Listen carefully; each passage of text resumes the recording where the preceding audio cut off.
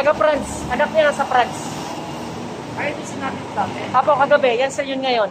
Apo. Guys, ito na yung 2025 facelifted na Montero ni Sir Castor.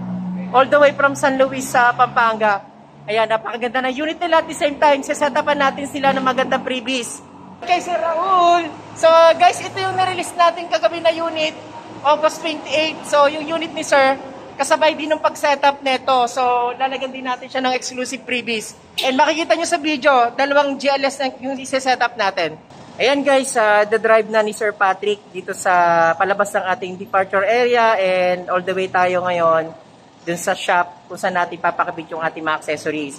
So guys, makikita nyo yung transformation ng ating unit from GLS to GT Lock setup. Ayan. So, dalawang unit yung sa setup natin ngayon. Isang Blade Silver, especially, at saka itong ating Jet Black mica.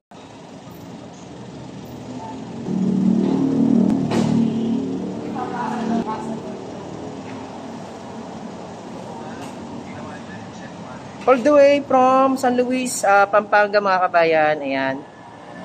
Thank you very much, sir. God bless.